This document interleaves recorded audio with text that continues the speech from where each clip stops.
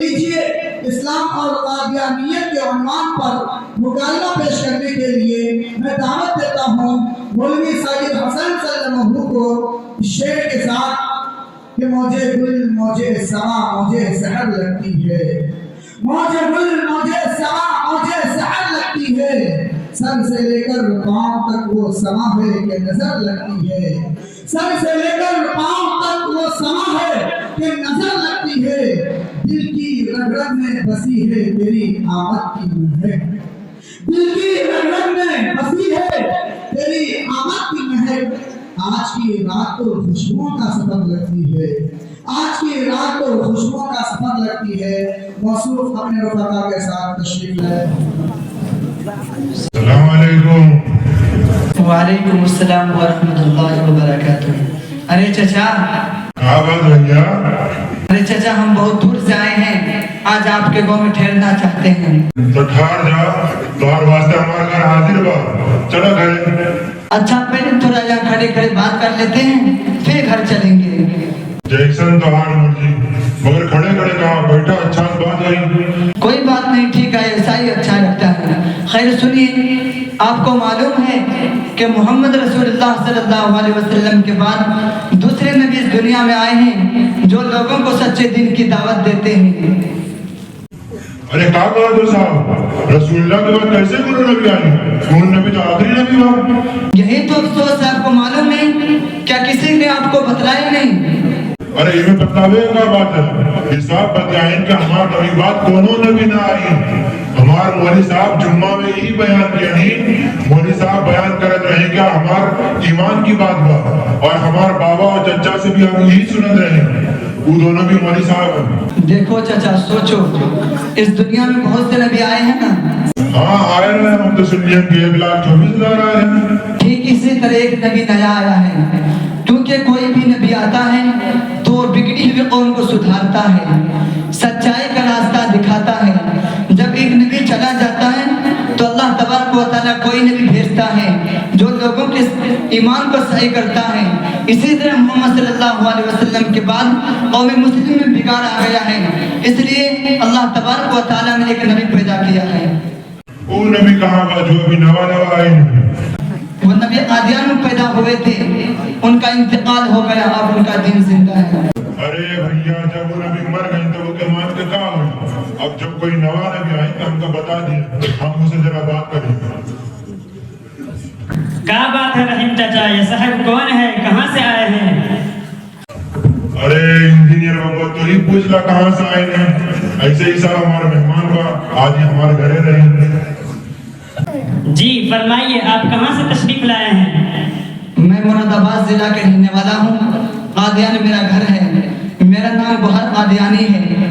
میں ایک نبی کی تبلیغ کے لیے نکلا ہوں تاکہ ان کی دعوت کو پورے عالم میں پھیلا دوں۔ کیا محمد الرسول اللہ صلی اللہ علیہ وسلم کے بعد میں بھی کوئی نبی آ سکتا ہے، جبکہ رسول اللہ صلی اللہ علیہ وسلم کو خاتم النبیین کہا گیا ہے؟ حیرت ہے، آپ انجینئر ہو کر اس طرح کی بات کر رہے ہیں، کیا کسی نے آپ کو بتلایا نہیں کہ اللہ تبارک و تعالیٰ، حیرت ہے کہ آپ انجینئر ہو کر اس طرح کی بات کر رہے ہیں۔ اللہ تبارک و تعالیٰ نے آج آپ خود دیکھ لیجئے کہ قوم کی کتنی بگڑی ہوئی حالت ہے، کیا اس وقت نبی کی ضرورت نہیں تھی؟ ضرور تھی، اس لیے اللہ تبارک و تعالیٰ نے قادیان میں ایک نبی پیدا کیا ہے۔ تو پھر خاتم النبیین جو قرآن میں لکھا ہے، علماء تقریر کرتے ہیں، مفسرین تشریح کرتے ہیں، کیا یہ سب نعوذ باللہ بیکار کی باتیں ہیں؟ کیا اس کا کوئی مطلب نہیں؟ اگر اس کا مطلب کوئی ہے تو پھر نئے نبی کے ہونے کا کوئی سوال ہی نہیں ہوتا۔ It is impossible, Mr. Gohar, you are wrong. یہ بالکل ناممکن ہے جناب گوہر صاحب، آپ غلط بول رہے ہیں۔ دیکھیے انجینئر صاحب، آپ نے اس آیت کا مطلب ہی غلط سمجھا۔ آیت بالکل صحیح ہے، اس آیت کا مطلب یہ ہے کہ محمد صلی اللہ علیہ وسلم چونکہ تمام نبیوں کے سردار اور کنگ ہیں، اسی پاور، اسی اتھارٹی کی وجہ سے آپ نے مہر لگا دیا کہ اب جس نبی کی نبوت جاری ہوگی وہ میرے انڈر میں رہ کر جاری ہوگی، یعنی آپ نے اپنے انڈر تحتیم رہتے ہوئے باقاعدہ نبوت کی مہر لگائی ہے۔ اچھا، تو یہ بات ہے، یہ بات ہے تو بڑی معقول بات ہے کہ ہمارے نبی سب کے سردار بھی رہے، آنے والے وقت میں جو نبی بھی آئے وہ آپ کا ماتحت ہوا اور ماتحت رہنا ہی آپ کے مہر ہونے کی دلیل ہے۔ ایک اور بات سنی، حضرت عیسیٰ کو جو آنا ہوگا وہ آپ کے ماتحت ہی تو آنا ہوگا نا؟ جی ہاں، اب آپ کی بات میری سمجھ میں آ گئی ہے، اچھی طرح آ گئی ہے، کیونکہ ہندوؤں کے یہاں بھی اس سے ملتی جلتی باتیں ہیں کہ جب ادھرم بڑھتا ہے اور دھرم کا اپمان ہوتا ہے تو اس دھرتی پر بھگوان برہما اپنا روپ دھارتا ہے اور پرجا کی اصلاح کرتا ہے اور رشتوں کا سربناش کرتا ہے۔ آپ نے ٹھیک سمجھا۔ میں آپ کو خاتم النبیین کا ایک اور مطلب سمجھا دیتا ہوں۔ جیسے آپ کسی انجینئر کے بارے میں کہیں، تعریف کے طور پر یہ کہیں کہ یہ آخری انجینئر ہے، کیا اس کے بعد دوسرا انجینئر نہیں ہوگا؟ ہوگا، ضرور ہوگا، مگر یہ بات تعریفاً کہی جاتی ہے، اس سے دوسرے انجینئر پر کوئی فرق نہیں پڑتا۔ جناب گوہر صاحب، اب آپ کی بات میری سمجھ میں آ گئی ہے، اچھی طرح آ گئی ہے۔ آپ اس نبی کا تعارف یعنی انٹروڈکشن کرائیے۔ وہ نبی عابد، زاہد، رات عبادت کرنے والے، رونے والے، محدث، مجدد، خود انگریز ان کے در پر آتے ہیں اور دعا لے کر جاتے ہیں۔ آپ علیہ السلام مستجاب الدعوات نبی ہیں، تو ہمیں ایسے نبی پر ضرور ایمان لانا چاہیے۔ فی الحال آپ کے ہاتھ پر بیعت کرتا ہوں، رحیم چاچا آپ بھی بیعت کر لو۔ نہیں بابا، ہمارا تنک سوچے چاہے، ذرا ہم مولوی صاحب سے پوچھا، ہمارے بٹوا ہے اسے پوچھا۔ السلام علیکم ورحمۃ اللہ وبرکاتہ۔ رحیم نانا کوئی خاص بات کا ہیاں لگت کے انجینئر چچا کے رنگ تنک بدلل با؟ ہاں بیٹا، امین عجیب ہوئے گا، یہ صاحب کہا تھی کوئی نیا نبی آیا نہیں۔ کیا بات ہے صاحب، آپ لوگ کئی مرزا غلام احمد قادیانی، کانا، دجال، مکار کی بات تو نہیں کر رہے؟ حمید میاں، آپ کا زبان سنبھال کر بولنا چاہیے، آپ پڑھے لکھے ہیں اور میں ان کو مان چکا ہوں۔ چچا حیرت ہے کہ آپ نے اس کو مان لیا، کہ آپ کو پتا نہیں کہ یہ مرزا کتنا بڑا کمینہ ہے؟ اگر معلوم نہیں تو سنیے، مرزا غلام انگریزوں کا کتا تھا، ان کے ٹکڑوں پر پلتا تھا، اسی کی گاتا تھا۔ جس وقت شاہ عبدالعزیز علیہ الرحمہ کے فتوے کی بنیاد پر پورے ہندوستان میں انگریزوں کے خلاف مسلمان جہاد کر رہے تھے، تو اس وقت انگریزوں نے اس دجال کو نبوت کا تاج پہنایا اور اس نے جہاد کے حرام ہونے کا فتویٰ دیا۔ آپ تو اپ ٹو ڈیٹ ہے نا؟ جا کر فورٹ ولیم کی تاریخ دیکھیے، اس میں لکھا ہے کہ انگریزوں نے مسلمانوں کے بڑھتے ہوئے سیلاب کو دیکھ کر ان میں پھوٹ ڈالنے کی کوشش کی، جیسا کہ ان کا طریقہ تھا۔ ڈیوائیڈ اینڈ رول، اس کے لیے لندن میں میٹنگ ہوئی کہ کوئی نبی بنایا جائے تاکہ یہ جاہل مسلمان اس طرف جھک پڑے۔ چنانچہ انگریزوں نے اس مشن کو لے کر مسلمانوں کو تیار کرنے کی کوشش کی، مگر قربان جائیے مسلمانوں کے ایمان و یقین پر کہ ان لوگوں نے صاف صاف کہہ دیا کہ زمین بیچ دیں گے، گھر بیچ دیں گے، خاندان کو داؤ پر لگا دیں گے، ہمیشہ کی طرح بیوی اور بیٹی تک کو قربان کر سکتے ہیں، لیکن نبوت کا دعویٰ ہمارے بس کی بات نہیں ہے۔ یہ تو اس نبی کی شان تھی جو 1400 سال پہلے تشریف لائے تھے۔ آخر میں وہ انگریز لوگ اس کمبخت سے ملے اور اس کمبخت نے مال و دولت کی لالچ میں سب کچھ مان لیا۔ اس تاریخ میں یہ بھی لکھا ہے کہ جب اس کو بڑے آفیسر کے پاس لے گیا تو اس نے منہ پھیر لیا اور کہا کہ اس دجال کو پکڑ لائے۔ ارے نبی کا چہرہ ہی کم سے کم ایسا ہوتا ہے کہ جسے دیکھ کر ایک دو نہیں بلکہ ہزاروں جان قربان اور ہزاروں دل ایمان لے آئے، جبکہ یہ شخص کانا ہے، اس کی ایک بتی غائب ہے۔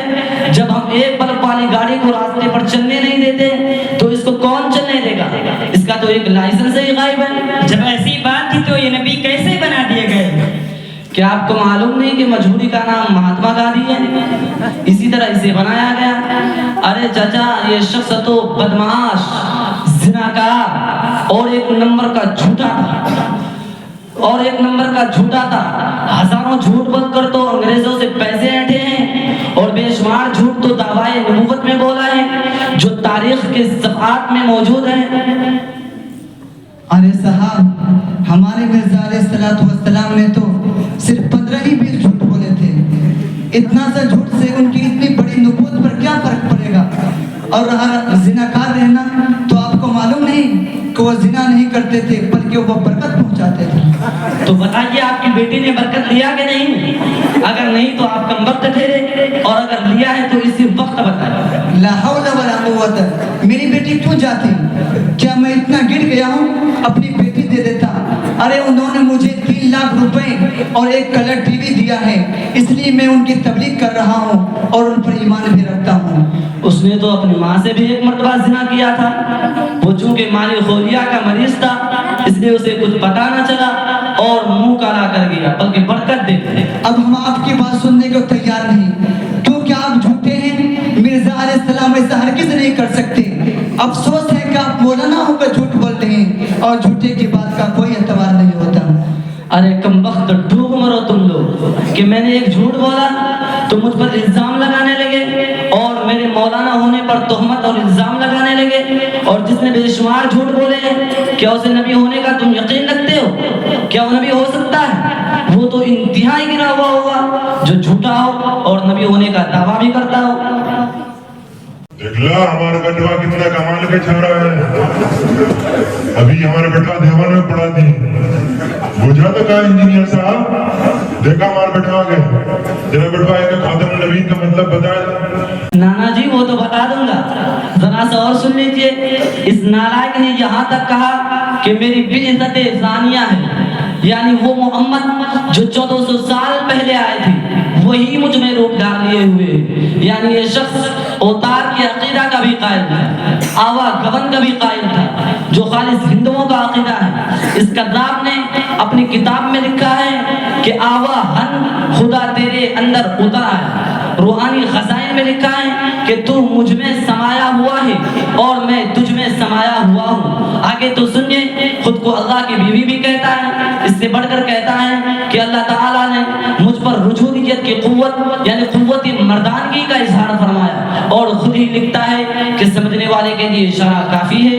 हमीद मियां, लगता है आपने काफी गहरा मुताला कर रखा है। मेहरबानी फरमा कर कुछ सुनाइए, आपकी बातें बड़ी अजीब और दिलचस्प है। अल्हम्दुलिल्लाह, मैंने कुछ पढ़ा है, उसमें से चंद सुनिए। ये शख्स खुद कभी हामिला, कभी मरियम, कभी ईसा और कभी अल्लाह का लुत्फा बनता है। ये लिखता है, बाबू इलाही बख्श चाहता है कि तेरा हैज देखे, तुझमें हैज नहीं बल्कि वो बच्चा होगा जो बमंज़िले अतफाल अल्लाह है। एक जगह लिखता है कि मरियम की तरह ईसा की रूह मुझ में नफ़्ख़ की गई और मुझे इस्तिआरा के रंग में हामला ठहरा दिया गया। और आखिर कई महीनों के बाद, जो 10 महीने से ज्यादा नहीं, बज़रिया इस इल्हाम के मुझे मरियम से ईसा बनाया गया। और अवतार होना तो ऊपर सुन ही लिया, इस पर वही आई, I know you, I am with you, I am in you. भला खुद सोच लीजिए, ये नबी हो सकता है? हमीद मियां, अच्छा खातमुन नबिय्यीन होने का मतलब बता दीजिए ताकि और मजबूती हो जाए। खातमुन नबिय्यीन का मतलब ये है कि आपके बाद किसी भी किस्म का कोई नबी सच्चा नहीं होगा।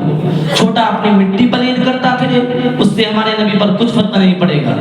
100 आयतों और 200 हदीसों से खातमुन नबिय्यीन का यही मतलब है कि आपके बाद कोई नबी नहीं हो सकता है।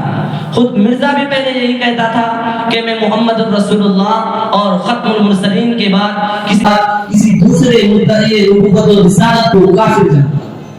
हमने बड़ी गलती की है, अल्लाह माफ फरमाए। भाई गौहर साहब, आपका क्या ख्याल है? मैं भी दिल से तौबा करता हूँ, मैं लालच में पड़ गया था। चार कलमा पढ़ा दीजिए। ला इलाहा इल्लल्लाह मुहम्मदुर रसूलुल्लाह। अस्सलामु अलैकुम। वालेकुम अस्सलाम व रहमतुल्लाह। वालेकुम सलाम।